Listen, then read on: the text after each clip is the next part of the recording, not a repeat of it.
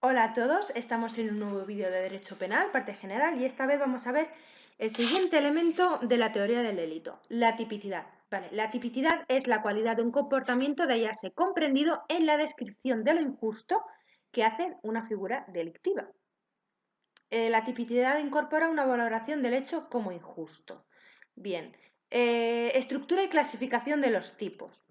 Atendiendo a la clase de comportamiento típico, tenemos delitos dolosos, el autor quiere causar ese resultado típico, o imprudentes, el autor o el sujeto activo no quiere ese resultado típico, pero lo ha causado a pesar de que podía haberlo evitado.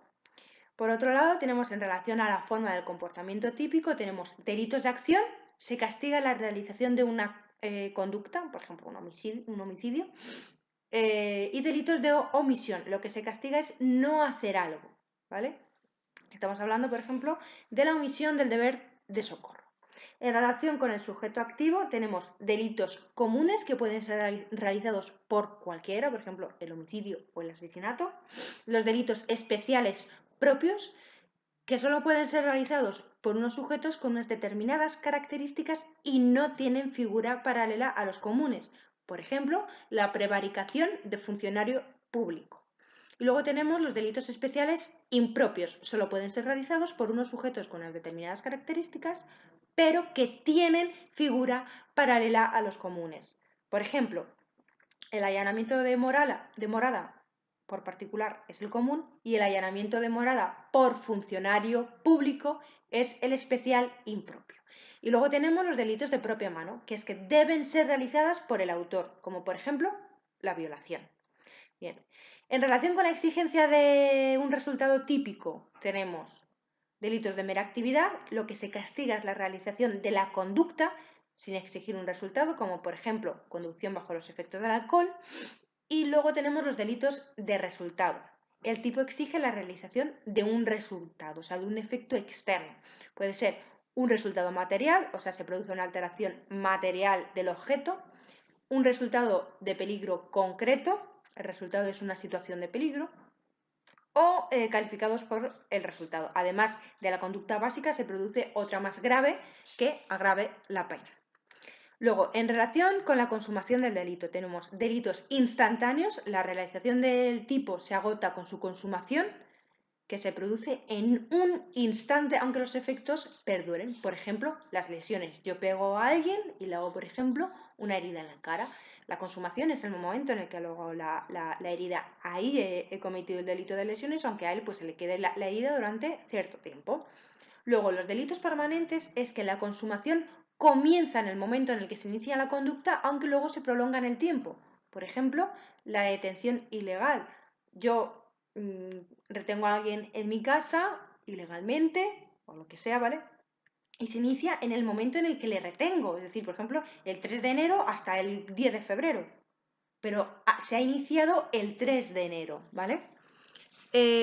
Luego, según las congruencias de las partes objetiva y subjetiva, esto es un poco difícil de entender, ¿vale? Tenemos tipos congruentes e incongruentes. Los tipos congruentes es que la parte subjetiva del delito abarca la parte objetiva y coincide con ella. Por ejemplo, son reos del delito del robo los que con ánimo de lucro, parte subjetiva, se apoderen de cosas muebles ajenas, parte objetiva, empleando fuerza en las cosas. Bien, los tipos incongruentes pueden ser de resultado cortado o mutilado de varios actos. Bien, los delitos de resultado cortado es que la parte subjetiva del delito incluye la voluntad de realizar un resultado, pero la parte objetiva exige la producción de ese resultado para que el delito se consuma.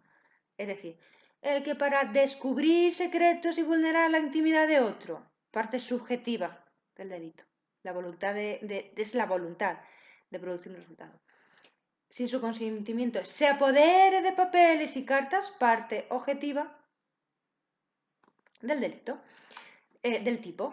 Los delitos mutilados de varios actos. La parte objetiva exige solo la realización de una conducta, pero la subjetiva debe incluir la voluntad de realizar otra a continuación. Es decir, la tenencia de moneda falsa, parte objetiva, para su distribución o expedición, parte subjetiva, será castigado, bla, bla, bla. Porque la tendencia de moneda falsa, o sea, no es solo eso, no es solo tener una moneda de 1 euro falsa, sino luego expedirla, distribuirla, ¿vale? Esa es la siguiente acción que se quiere realizar. Y luego, según la construcción de los tipos, tenemos el tipo simple, es decir, una sola conducta, por ejemplo, el homicidio. Los tipos compuestos, varias conductas que deben ser realizadas por el sujeto, por ejemplo, el robo en las fuerzas, el robo con fuerza en las cosas mediante escalamiento. Los tipos complejos, cada una de las conductas que integran el tipo constituyen un tipo distinto.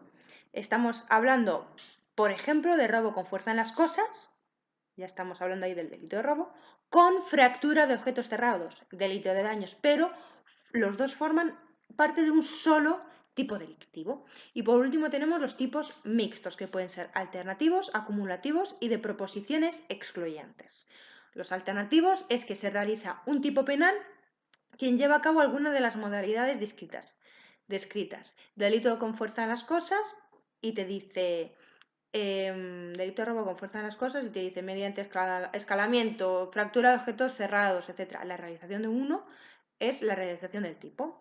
Los acumulativos, la realización de varias modalidades del tipo penal da lugar a varios delitos. Por ejemplo, un usurpador que ocupe con violencia un bien inmueble o un derecho real.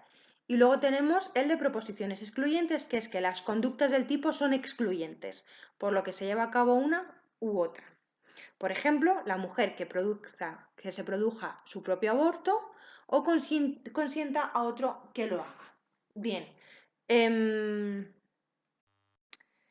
Bien, el tipo objetivo del delito de acción doloso. Los elementos objetivos del tipo de acción doloso, estamos hablando en delitos dolosos, los elementos son la acción dolosa, la abstracción de la conducta típica, que haya un sujeto activo y que haya una serie de elementos descriptivos y normativos.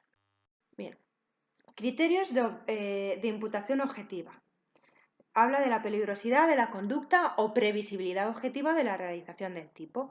La imputación objetiva puede ser de la conducta, es decir, que para que una conducta sea típica debe ser peligrosa, estamos hablando de un juicio de peligrosidad objetiva. El problema es determinar el grado de probabilidad de la producción de ese resultado exigible en la conducta típica. Y luego tenemos la imputación objetiva de resultado, es decir, que para castigar un delito consumado es necesario comprobar que ese resultado es el que se trataba evitar por la norma infringida. En el tipo subjetivo del delito de acción doloso vemos que los elementos de lo injustos, diferentes al dolo, son en los delitos de intención el fin, por ejemplo, el ánimo de lucro en el hurto y en el robo, en los delitos de tendencia el ánimo, una tendencia voluptuosa o libidinosa en los delitos de agresión sexual, por ejemplo, y en los delitos de expresión una discordancia, por ejemplo, el falso testimonio. Bien, el dolo es la conciencia y voluntad de la realización de elementos objetivos del tipo. Bien, ¿qué argumentos hay para que se entienda que el dolo es un elemento subjetivo? Pues la existencia de los restantes elementos subjetivos, ¿vale? Que se castiga la tentativa, que hay presencia de tipos delictivos de conductas finalistas y porque hay una función de motivación, ¿vale? Los elementos del dolo son el elemento intelectual, es la conciencia o conocimiento de la realización de los elementos del tipo. Si no existe ese elemento, el elemento intelectual, el conocimiento de que está realizando los elementos del tipo, lo que se produce es la imprudencia. Y luego tenemos el elemento volitivo, es decir, la voluntad de realizar los elementos objetivos del tipo. El error sobre un elemento del tipo excluye el dolo. Volvemos a que hay imprudencia. El error puede ser vencible o invencible. El vencible atenúa la responsabilidad criminal y el invencible es que excluye la responsabilidad criminal porque no se podría haber vencido ese error. Y luego, por otro lado, tenemos el error de tipo. El error equivale a desconocimiento o conocimiento equivocado, ¿vale? Las 4 clases de error de tipo son desviación del curso causal, es decir, hay una acción y un resultado, pero en el medio hay un agravante. Esto lo hemos visto antes cuando hablábamos de que yo acuchillo a alguien, ¿vale? Y resulta que se muere no por las lesiones del cuchillo, sino porque es hemofílico y se desangra y se muere. El siguiente error de tipo es el error en el objeto, es decir, me equivoco en el objeto del delito. El error en la persona, me equivoco de persona, o el error en el golpe. Tipos de dolo según el elemento volitivo. Tenemos dolo directo de primer grado o dolo inmediato. Es el resultado perseguido. Yo quiero matar a alguien, le disparo, le asesino, ya está, con dolo de primer grado. Dolo directo de segundo grado o dolo mediato. El resultado no era el fin perseguido, pero el autor era consciente de que podía ocurrir, ¿vale? Era una consecuencia unida. Y por último tenemos el dolo eventual. El resultado no es el fin perseguido ni es una consecuencia previsible, pero sí una consecuencia no absolutamente improbable. Bien, dentro del dolo eventual tenemos 3 teorías. La del consentimiento, que dice que si al realizar la conducta el sujeto confiaba en que el resultado no se produciría, actuaba con imprudencia consciente. La teoría del sentimiento, que dice que si al realizar la conducta el sujeto le es indiferente la consecución del tipo o del resultado típico, el dolo es eventual. Pero si confiaba en que el resultado no se iba a producir, es imprudencia consciente. Y por último tenemos la teoría de la probabilidad. Si el sujeto considera probable la realización del tipo, actuará con dolo eventual. Pero si solo lo considera posible, entonces estamos hablando de imprudencia consciente. Por último, vemos que el injusto personal es el desvalor de la acción más el desvalor del resultado. El desvalor de la acción comprende el dolo, los elementos subjetivos restantes, la infracción del deber, el modo, la forma y la peligrosidad. Y el desvalor del resultado es la lesión del bien jurídico. Bien, ahora vamos a ver los delitos imprudentes. Vale, el delito imprudente aparece en el Código Penal mediante el principio de la excepcionalidad. Es decir, las acciones u omisiones imprudentes solo se castigarán cuando expresamente así lo disponga la ley. Artículo 12 del Código Penal. Por ejemplo, el homicidio imprudente, pero aparece expresamente en la ley, en el artículo 142 del Código Penal. Elementos del tipo de lo injusto en el delito de acción imprudente. Primero tenemos la inobservancia del cuidado objetivamente debido. Es decir, tenemos una anticipación de la conducta imprudente a un momento previo en el que el sujeto podría haber evitado ese resultado. Hablamos de un juicio de previsibilidad objetiva, un juicio ex ante de previsibilidad de la conducta. Bien. Y por otro lado tenemos la producción de un resultado como consecuencia de la inobservancia del cuidado objetivamente debido. Las clases de imprudencia depende de la mayor o menor diligencia de la acción y de la omisión, de la mayor o menor previsibilidad del evento que sea resultado y del mayor o menor grado por el agente.